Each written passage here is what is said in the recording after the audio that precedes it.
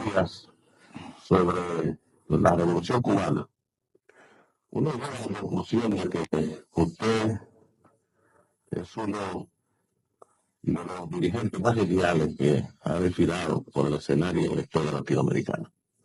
Usted señalaba algunas fallas que usted le puede señalar a cualquier país del campo socialista, o sea, a cualquier país de la Europa del Este.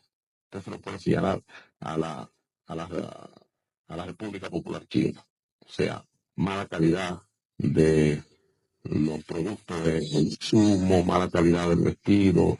O sea que cuando el pueblo alcanza un estadio determinado de desarrollo económico, cuando viene esta realificación de, del producto, el régimen como que amortigua su velocidad. ¿No cree usted que sería necesario una consistencia de principios de los dos sistemas? Y creo que Felipe González habla algo de eso porque algo de eso.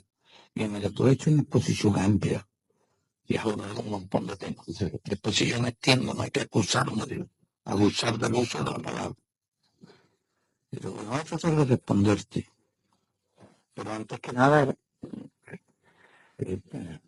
recordando todo el inicio de tu exposición, debo decirte con sinceridad que yo no creo que tenga mérito extraordinario.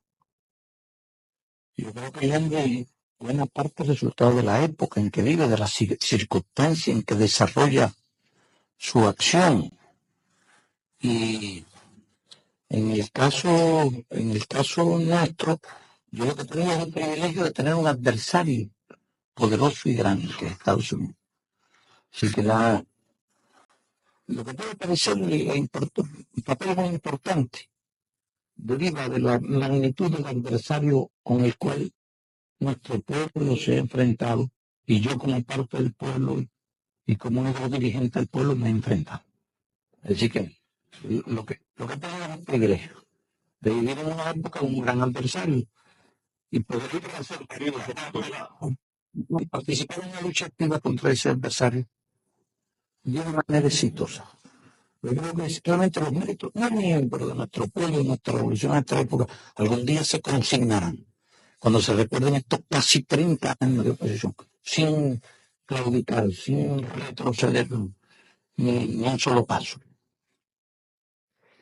Aclarado esto, voy a entrar en la esencia de lo que tú quieres plantear. A mí me parece, Peñarame, que no se puede tener una visión así tan sencilla de los acontecimientos. Había que remontarse un poquito a la historia.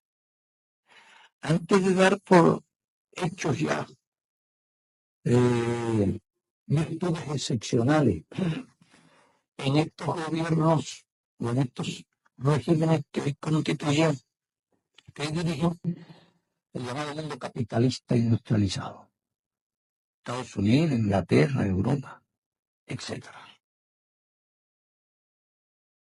Es cierto que Marx concibe la revolución socialista como un resultado del desarrollo. Y algo que debió inevitablemente ocurrir en los países capitalistas más desarrollados. Y creo que incluso la revolución estaba próxima, porque Inglaterra y Estados Unidos, toda esa teoría se pasó en eso. Quizá una de las paradojas de la historia, y en parte como consecuencia del pensamiento marxista, y sobre todo con la interpretación del pensamiento marxista por Lenin, es que tiene lugar la primera revolución socialista en el país menos industrializado de Europa, en el país más atrasado de Europa. Y con claro, depende, no existía el proletariado, pero depende fundamentalmente. Lenin fue capaz de elaborar la teoría de la alianza obrera campesina, que Marx no hablaba de eso, porque no hablaba de una división entre burgueses y proletarios. Sí. Está pensando en los países más desarrollados del mundo de aquella época. Lenin se encuentra con la realidad que hay un imperio zarista, el viejo imperio de los en que existió un campesinado en orden a ser campesino y laboral. la tesis de la alianza obrero-campesina para hacer la revolución. Incluso en cierto momento no está pensando en hacer la revolución socialista, sino hacer la revolución democrático burguesa bajo la dirección del proletariado. No está pensando en establecer una sociedad socialista, no la pensaría en un país atrasado industrialmente, económicamente, científicamente, no la concebía. No había estado consiguiendo todavía, porque como consecuencia de aquella guerra imperialista se va a producir la revolución en otros países más desarrollados, especialmente en Alemania. Estamos empezando, no concebía ni siquiera el socialismo en un solo país. Me parecía imposible. Y estamos contando con el triunfo del socialismo en las naciones más industrializadas y de la revolución permanente de Trump. Y en realidad en aquel momento, bueno, era una idea de Lenin, ellos concebían que se iba a producir la revolución en otros países industrializados. La realidad se impone y resulta que la revolución no triunfa en las naciones más industrializadas de Europa y existía solamente en una de las naciones más atrasadas de Europa. Y un enorme mérito histórico de Lenin.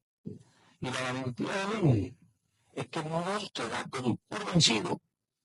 Y aún en aquellas condiciones excepcionales, que no coinciden con la actualidad, es capaz de concebir la posibilidad de que aquella revolución se llevara a cabo en ese solo país. En ese solo país, y empieza, entonces empieza una etapa. Pero no, en aquella época, ese solo país más atrasado es intervenir, invadido, por el norte, y por el sur, y por el este, por el oeste. Casi los reducen, tiene que haber una batalla de las más heroicas. No había ocurrido nada tan importante de la Revolución Francesa. Agredida también e intervenida, con pretextos similares a los que se usaron para intervenir en la Unión Soviética.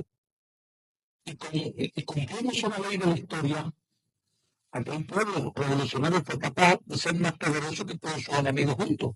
Los franceses no derrotaron a todos sus enemigos juntos. Los bolcheviques derrotaron en aquella guerra a todos sus enemigos juntos y ganaron la paz. Es un pacto destruido. ¿Cuándo se alcanza la paz? En el año 20, en el año 21 ya. Tienen que empezar a reconstruir ese país. Y cuando ya avanzan un sacrificio nuevo, porque no tuvieron a nadie que los ayudara. Nosotros no tuvimos que existía un campo socialista que nos ayudaran, nosotros nos vimos sometidos a hambruna, que habría sido, por ejemplo, de nosotros, cuando nos quitaron el petróleo, si no hubiéramos recibido el petróleo exterior de la Unión Soviética, no nos flanquearon.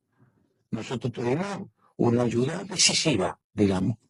Claro, nada de eso funciona igual de nada, sin la decisión, la firmeza, la valentía, el espíritu de sacrificio de nuestro pueblo, su decisión a ir hasta el último hombre defendiendo su causa. Pero ellos no tuvieron a nadie que los apoyara, tuvieron que empezar de cero a construir aquel país. Y cuando ya habían construido parte de aquel país, al cabo de antes de 20 años, no habían transcurrido 20 años, no habían transcurrido más de 30 años temporales. Y el fascismo de Alemania hitleriana, con la pelotura de Europa, con el dominio europeo como rostro militar, invade el país. Y le cobre el precio en una guerra de casi 5 años, de 20 millones de muertos y de destrucción del país, de gobierno de todo. Porque el país conoció la agresión, el aislamiento, el golpeo, el apoyo. Yo creo que fue enorme por esa historia, ¿no? Vuelven a reconstruir el país después de la guerra. Cuando Estados Unidos tomó el monopolio de las armas nucleares, fíjate en qué condiciones tan difíciles, se enfrentaron a pared. Cuando Estados Unidos entró en la Guerra Fría, entonces Estados Unidos, ¿cómo participó en la guerra? ¿Cuántos norteamericanos murieron?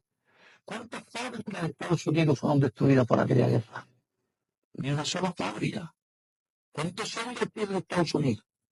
La propia Inglaterra, Francia, Italia, todos aquellos países europeos, a pesar de la política fascista, de la represión fascista, todos juntos